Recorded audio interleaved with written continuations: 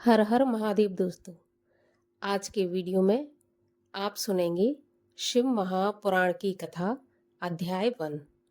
शिव महापुराण की कथा अगर पौष मास के महीने में सुनी जाती है तो भगवान शिव की अत्यंत ही कृपा हम पर होती है और इससे हमारे पाप नष्ट होते हैं एवं पुण्यों की प्राप्ति होती है। तो आज हम सुनेंगे शिव महापुराण की कथा का पहला अध्याय। तो वीडियो शुरू करने से पहले आपसे अनुरोध है कि अभी तक आपने चैनल को सब्सक्राइब नहीं किया है तो कृपया चैनल को सब्सक्राइब कर लें। वीडियो अच्छा लगे तो वीडियो को लाइक ज़रूर करें और कमेंट बॉक्स में हर हर महादेव लिखना ना भूलें। तो चलिए शुरू करते हैं हम पहला अध्याय शिव महापुराण का।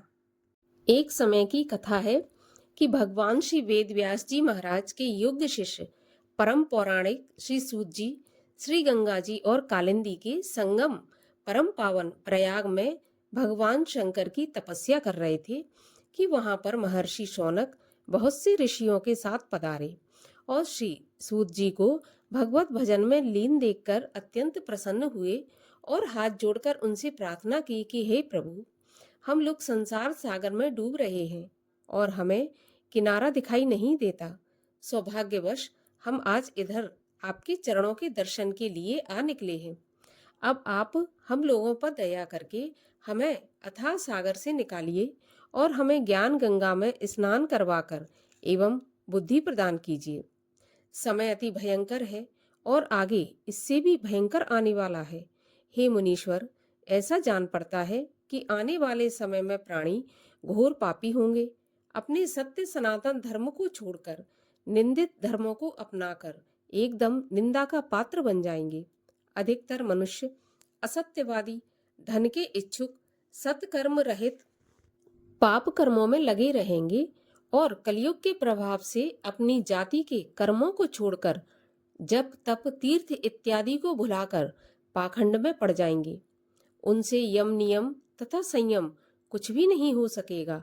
अज्ञानता में पड़कर इंद्रियों के दास बनकर व्यभिचारी आदि कुकर्मों में पड़कर पाप नाम से पीड़ित हो जाएंगे। सत्य को त्याग कर और झूठ को अपनाकर प्रेम और प्यार को त्याग कर शत्रुता को अपनाएंगे। वर्ण व्यवस्था नष्ट हो जाएगी। ब्राह्मण अपनी जाति के कर्मों को अपना लेंगे, इसी प्रकार क्षत्रिय, वैश्य और शूद्रों के कर्मों को अपना लेंगे।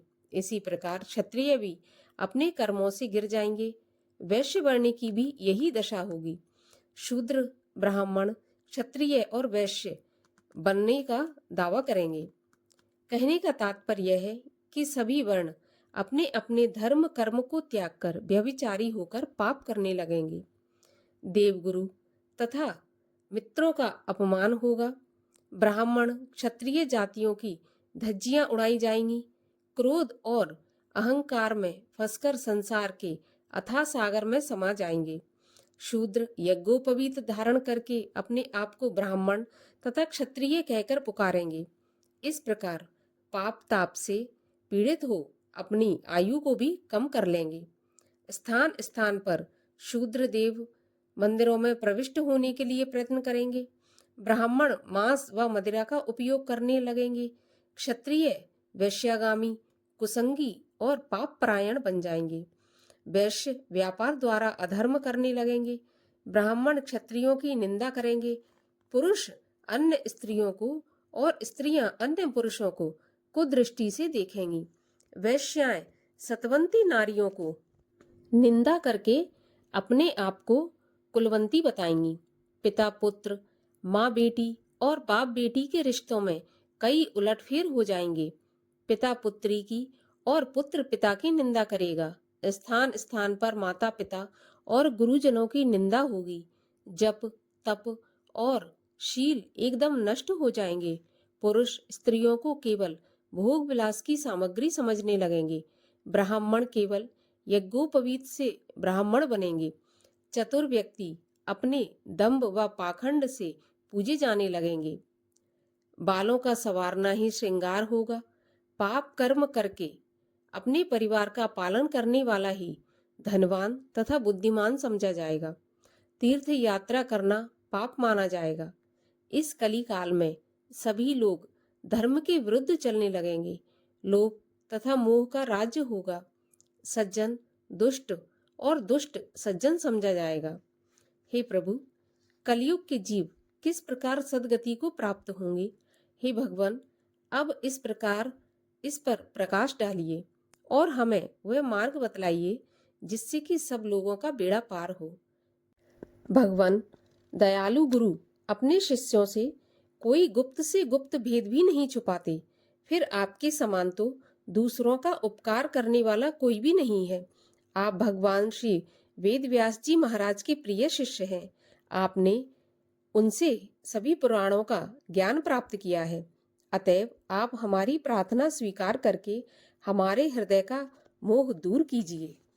इस प्रकार शिव पुराण की अध्याय पहली की कथा यहीं पर समाप्त होती है। इसके आगे की कथा हम सुनेंगे दूसरे अध्याय में। अगर कथा अच्छी लगी हो तो कृपा करके चैनल को सब्सक्राइब कर लीजिए, जिससे इसके आगे की कथा भी आप आसानी से सुन सकें।